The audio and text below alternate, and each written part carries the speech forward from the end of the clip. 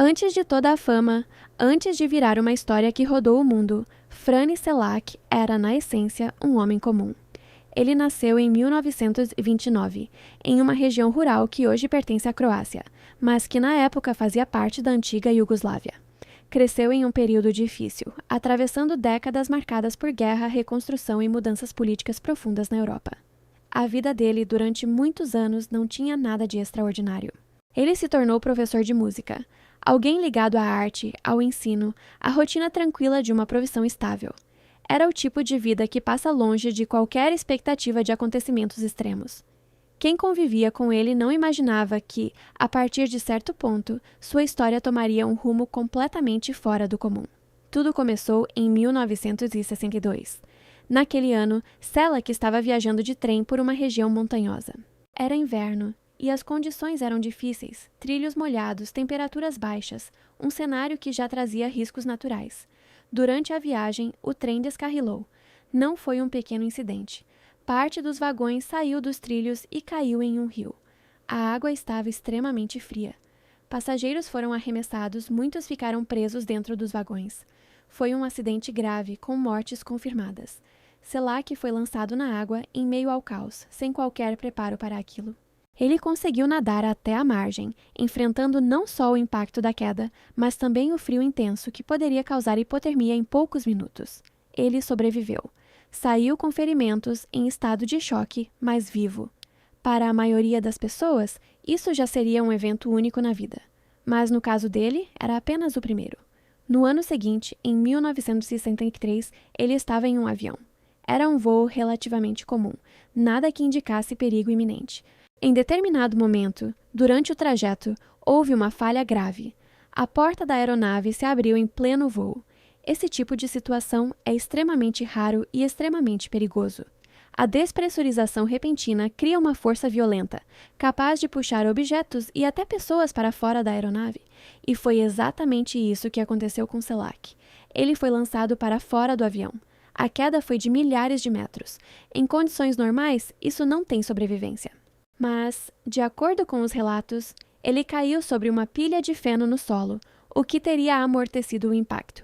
Enquanto outras pessoas morreram naquele acidente, ele novamente sobreviveu. Esse episódio, por si só, já colocaria qualquer pessoa em uma estatística quase impossível. Mas a sequência continuou. Em 1966, ele estava em um ônibus. Durante a viagem, o veículo perdeu o controle e saiu da estrada, caindo em um rio. Mais uma vez, um cenário semelhante ao primeiro acidente: água, impacto, passageiros em pânico, dificuldade de escape. Algumas pessoas não conseguiram sair. Selak conseguiu. Ele nadou até a margem e sobreviveu com ferimentos leves, considerando a gravidade da situação. Nesse ponto, começa a surgir uma repetição difícil de ignorar. Não é apenas estar no lugar errado na hora errada. É sobreviver repetidamente a situações que, para a maioria, seriam fatais. Já na década de 1970, os acidentes continuaram, mas agora envolvendo situações mais individuais. Em 1970, ele estava dirigindo quando o carro começou a apresentar problemas. Em determinado momento, o veículo pegou fogo. As chamas começaram a se espalhar rapidamente, consumindo o interior do carro. Ele conseguiu sair antes que o fogo tomasse tudo. O carro foi destruído. Ele sobreviveu. Poucos anos depois, em 1973, outro incidente com carro, e esse é um dos mais impressionantes. Durante a condução, houve um problema que fez com que combustível vazasse dentro do veículo. Isso criou uma situação extremamente perigosa. Em algum momento, ocorreu uma ignição. O carro explodiu em chamas. A explosão foi forte o suficiente para causar danos físicos imediatos. Selak conseguiu escapar, mas sofreu queimaduras e perdeu boa parte do cabelo devido ao impacto da explosão e do calor intenso.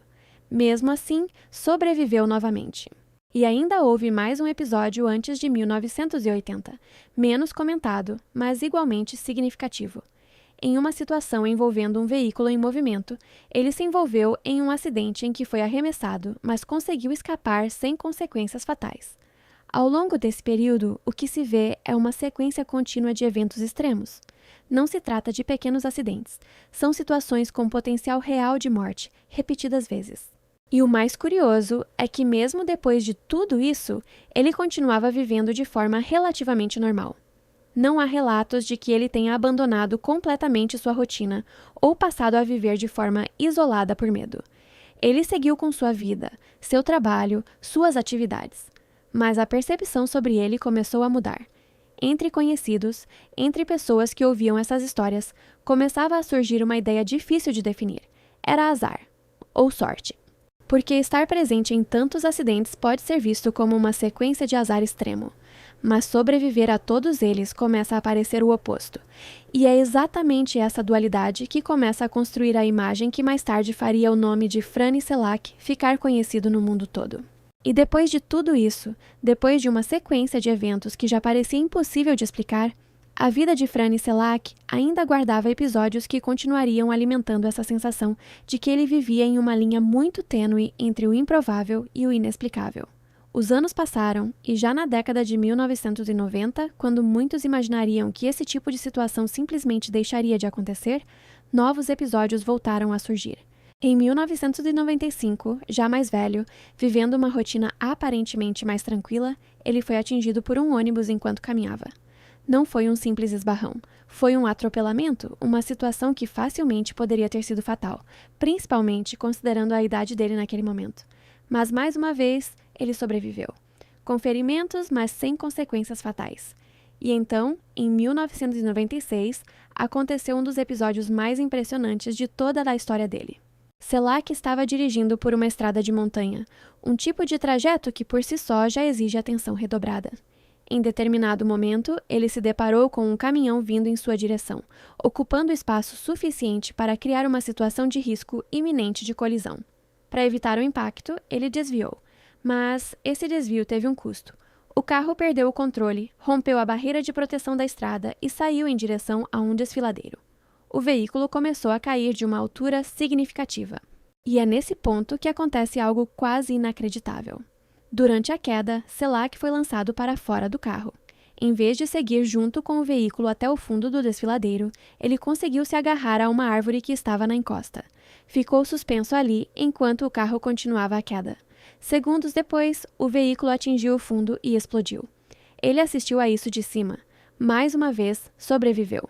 Esse episódio consolidou de vez a imagem que já vinha sendo construída ao longo das décadas. A de alguém que não apenas escapava de situações perigosas, mas que escapava de cenários que, em condições normais, não deixariam sobreviventes. Com o tempo, essas histórias começaram a circular mais amplamente. Primeiro de forma local, depois nacional e, eventualmente, internacional.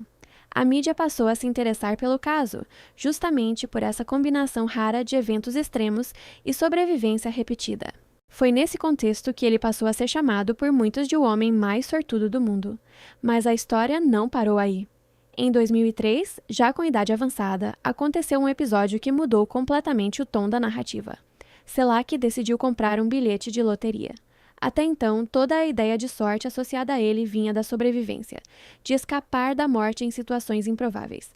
Mas dessa vez era um tipo diferente de sorte, e ele ganhou. O prêmio foi significativo, equivalente a cerca de $1 milhão. Para alguém que passou a vida lidando com situações extremas, esse momento parecia quase simbólico, como se, depois de tantos episódios, a sorte tivesse finalmente se manifestado de uma forma mais tradicional. Esse acontecimento impulsionou ainda mais a repercussão da história. A mídia internacional passou a divulgar o caso com ainda mais intensidade. Reportagens, programas de televisão, entrevistas, tudo explorando essa sequência incomum de eventos. Para muitas pessoas, a história dele passou a ser vista quase como uma curiosidade estatística, um exemplo extremo de improbabilidade. Outros enxergavam como coincidências acumuladas, e havia também quem tratasse tudo com ceticismo. Porque, ao longo do tempo, alguns detalhes dessas histórias foram questionados. Nem todos os eventos possuem registros oficiais amplamente documentados, e parte do que se conhece vem de relatos do próprio Selak e de reproduções na mídia. Isso não significa que os eventos não tenham acontecido, mas mostra que existe uma zona cinzenta entre o que é completamente verificável e o que faz parte da construção narrativa ao redor do caso. Ainda assim, independentemente dessas discussões, o impacto da história dele é inegável. Ela se tornou um símbolo. Um exemplo frequentemente citado quando se fala sobre sorte, azar, probabilidade e sobrevivência. Porque, no fim, O que torna a história de Franny Selak tão marcante não é apenas um único evento. É a repetição, é a sequência, é a sensação de que, em diversos momentos diferentes, ao longo de décadas, ele esteve em situações que poderiam ter sido o fim, e de alguma forma não foram. E quando se junta tudo isso, os acidentes, as quedas, os incêndios, o desfiladeiro, o atropelamento e, finalmente, a loteria, o que se tem não é apenas uma história curiosa. É uma narrativa que desafia a forma como a gente costuma entender o acaso. Porque, em teoria, a probabilidade de tudo isso acontecer com uma única pessoa é extremamente baixa. Mas aconteceu. E talvez seja justamente isso que mantém essa história viva até hoje.